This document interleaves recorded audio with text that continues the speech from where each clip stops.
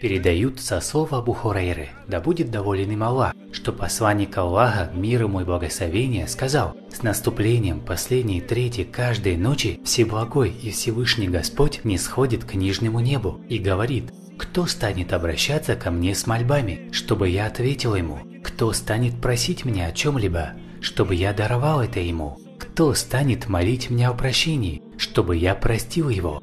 Если вы внимательно прочитаете этот хадис, вы заметите, что в нем не обуславливается то, чтобы человек совершил молитву тахаджуд. Это открытое приглашение от Аллаха, который как бы говорит: хотите попросить прощения? Вот я.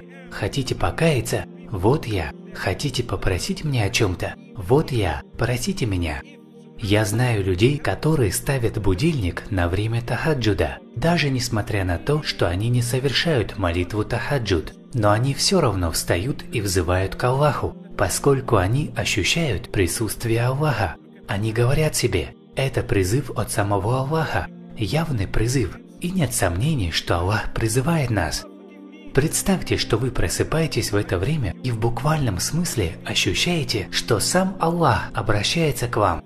Разве вы не воскликнете: «О Аллах, это я прошу твоего прощения! О Аллах, прости меня! Я нуждаюсь в тебе! Я взываю к тебе! Я знаю, что ты слышишь меня!»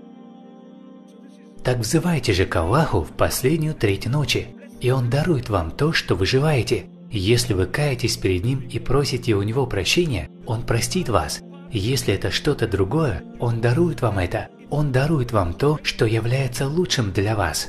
Получается, что именно время тахаджуда является самым благословенным временем ночи. Последняя часть ночи – время совершения молитвы тахаджуд. Однако ее великолепие, ее достоинство, ценность этой ночи не основывается лишь на молитве тахаджуд. Главное в ней то, что сам Аллах обращается к нам, что Аллах спускается на ближайшее небо, как подобает Его величию. И теперь вы должны понять кое-что.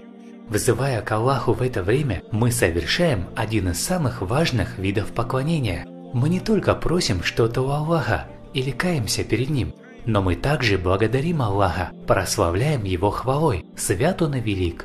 Помимо этого есть и другие виды поклонения, которые вы можете и должны совершать в это время. Это поминание Аллаха, чтение Корана, которое тоже является частью поминания Аллаха. Вы можете читать Коран в это благословенное время. И, конечно же, очень желательно, чтобы вы совершали в это время молитву тахаджуд. Тахаджуд – это желательная дополнительная молитва, совершаемая в последнюю треть ночи. Количество ракатов в ней от 2 до 8. Итак, вы можете совершать тахаджуд от 2 до 8 ракатов. Однако при условии, что вы совершаете его с чистым, искренним сердцем, совершенно без спешки, и вы совершаете его только ради Аллаха. И в то время, как вы кладете свою голову на землю, в земном поклоне ради Аллаха, вы по сути становитесь ближе к Аллаху, чем когда бы то ни было.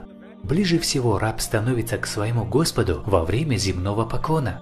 Знаете, если вы хотите узнать о достоинстве и ценности земного поклона, то спросите себя: положил бы я свою голову на землю перед каким-нибудь королем или памятником или статуей? Ни за что, никогда.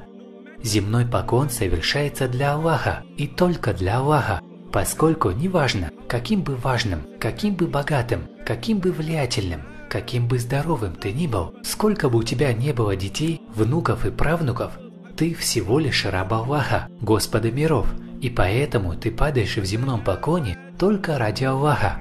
Аллах говорит в Коране: они отрывают свои бока от постели, взывая к своему Господу со страхом и надеждой, и расходуют из того, чем мы их наделили. В суре Саджда говорится о тех, которые оставляют свои кровати по ночам, чтобы поклоняться Аллаху, и Аллах хвалит их и обещает им рай. Если вы совершаете тахаджуд в последнюю треть ночи, это значит, что вы по-настоящему верите в судный день, поскольку ничто не заставит вас покидать свою теплую постель и совершать омовение в холодную погоду, кроме как вера в Аллаха и судный день. У нас бывает множество проблем, и мы всегда ищем решение этих проблем. Раньше, когда ко мне приходили люди и говорили: «Брат, у меня проблемы», я всегда спрашивал их: а ты взываешь к Аллаху последнюю треть ночи? И так много людей отвечали мне «нет», что я перестал спрашивать их, а просто говорил им: попытайся встать ночью и обратиться к Аллаху за помощью. Нет, постойте, что значит попытайся? Вы должны вставать в последнюю треть ночи и просить у Аллаха решения своих проблем.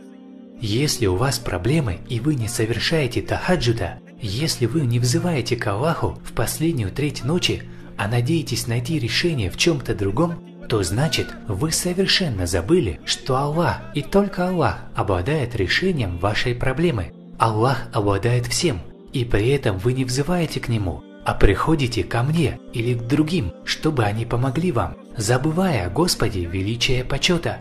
Где ваше ночное поклонение? Это вы нуждаетесь в нем. Да наставит нас Аллах на прямой путь.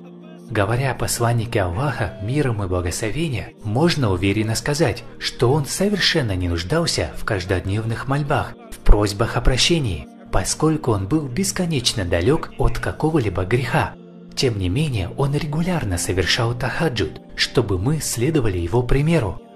И каково наше положение сегодня? Мы утверждаем, что мы любим пророка, мир ему и благословения. Но сколько из нас совершали молитву тахаджуд за последние 30 дней? Очень многие из нас не совершили ни одного тахаджуда за 30 дней. Да простит нас Аллах!